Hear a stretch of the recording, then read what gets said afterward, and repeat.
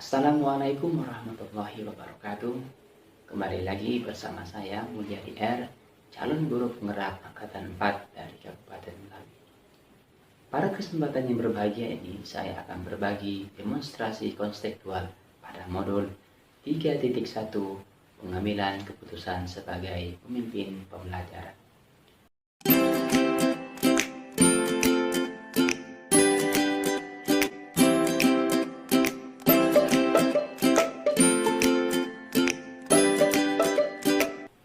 Sebagai seorang pendidik, kita seringkali dihadapkan oleh dua kondisi yang sangat berat. Kita sebagai pemimpin pembelajaran harus mengambil keputusan-keputusan yang tepat dan benar, serta tidak memihak kepada salah satu dari masalah yang sedang dihadapi. Seorang pendidik harus melihat apakah persoalan tersebut merupakan dilema etika atau merupakan rujukan moral. Ilmu yang saya dapatkan pada modul 3.1 ini akan saya bagikan kepada rekan-rekan saya di SDN 19 Tanjung Tengah dengan cara memanfaatkan waktu-waktu luang dalam kelompok yang telah kami buat, yaitu kelompok komunitas praktisi SDN 19 Tanjung Tengah. Komunitas yang kami buat bertujuan untuk pengembangan kompetensi guru, dan pertemuannya dilaksanakan 2 kali dalam sebulan. Dalam kesempatan tersebut, saya akan mencoba berbagi pengalaman-pengalaman yang saya dapatkan pada modul 3.1 ini kepada rekan-rekan saya pada komunitas tersebut.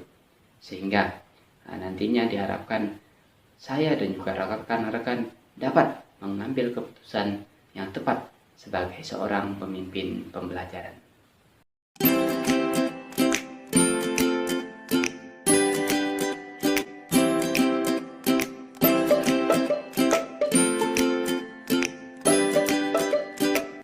Sebagai makhluk sosial dan pemimpin pembelajaran dalam pengambilan suatu keputusan, seringkali kita dihadapkan dengan dilema etika atau rujukan moral.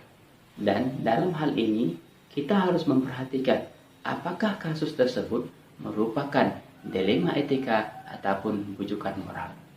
Dan untuk mengetahuinya, kita harus melakukan langkah awal, yaitu melakukan identifikasi terhadap kasus tersebut, agar bisa diketahui apakah kasus yang dihadapi adalah benar dilema etika atau rujukan moral.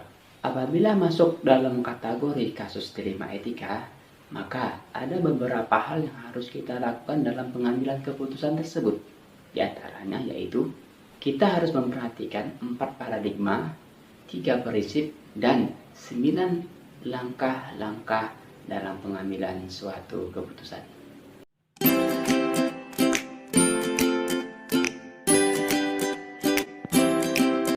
Saya akan menerapkan langkah-langkah dalam pengambilan keputusan tersebut setelah saya mempelajari modul 3.1 ini, dan akan berusaha semaksimal mungkin dalam menyelesaikan suatu masalah yang ada di sekolah dengan menerapkan 9 langkah-langkah dalam pengambilan suatu keputusan. Jadi, mulai saya mendapatkan ilmu ini, maka saya akan mencoba mempraktekkan dalam kondisi keseharian saya, baik di lingkungan sekolah maupun di lingkungan masyarakat. Sebagai seorang pendidik, saya merasa terbantu dengan pembelajaran yang ada di modul 3.1 ini. Karena dalam keseharian, saya sering menemukan permasalahan-permasalahan yang dihadapi, baik itu yang berhubungan dengan dilema etika maupun rujukan moral. Jadi, ini sangat membantu sekali kepada saya untuk mengambil keputusan dengan baik dan benar, terutama saat menemukan permasalahan dalam pembelajaran bersama murid. Melalui materi-materi yang ada di dalam modul 3.1 ini, sudah pastinya akan memberikan suatu gambaran keputusan yang sifatnya positif, sehingga menyebabkan orang-orang di lingkungan saya akan merasa aman dan nyaman.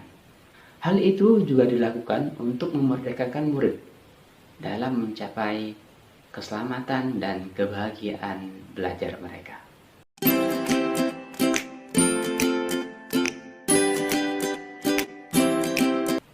yang akan mendampingi saya dalam menerapkan dan menjalankan pengambilan keputusan sebagai seorang pemimpin pembelajaran dalam lingkungan sekolah. Sudah tentunya yang pertama yaitu dukungan dari kepala sekolah. Yang kedua, dukungan dari rekan-rekan dan dukungan dari anggota komunitas praktisi yang ada di SDN 19 Tanjung Tengah. Dalam hal mengukur efektivitas dalam pengambilan keputusan, tentu saya dapat melihat dari hasil refleksi yang saya lakukan setelah saya mengambil suatu keputusan. Sehingga saya bisa merasa bahwa keputusan yang saya ambil tidak merugikan suatu pihak. Karena pengambilan keputusan tepat adalah mencari solusi terbaik bagaimana mendapatkan suatu keputusan yang benar dan benar. Pengambilan keputusan yang tepat sebagai seorang pemimpin pembelajaran adalah pengambilan keputusan yang mampu menyeimbangkan antara dua pihak atau dua opsi yang ada dengan pilihan yang tepat dan benar, sehingga tidak merugikan salah satu pihak lainnya. Dalam mengkritisi pengambilan suatu keputusan atau mengambil suatu keputusan yang kreatif, inovatif, dan efisien sebagai seorang pemimpin pembelajaran. Dari pengalaman atau latar belakang tempat kita bekerja, yaitu institusi pendidikan, dilema etika adalah suatu kasus yang sangat berat, sering kita hadapi dalam suatu kejadian. Ketika dilema etika itu datang dan harus kita hadapi, maka kita akan ada nilai-nilai kebajikan yang mendasarinya. Namun, bertentangan dengan cinta, kasih sayang, kebenaran, kebebasan, keadilan, persatuan, toleransi, tanggung jawab, serta suatu penghargaan akan kehidupan. Maka sebelum melakukan pengambilan suatu keputusan pada situasi yang terjadi pada dilema etika, ada 4 komponen paradigma pengambilan keputusan yang harus kita pahami secara bersama, yaitu pertama, individu lawan masyarakat. Yang kedua, rasa keadilan lawan rasa kasihan. Yang ketiga, kebenaran lawan kesetiaan. Dan yang keempat adalah jangka pendek lawan jangka panjang. Berikut adalah 9 langkah pengambilan atau pengujian keputusan. Yang pertama, mengenali nilai-nilai yang saling bertentangan. Yang kedua, menentukan siapa yang terlibat.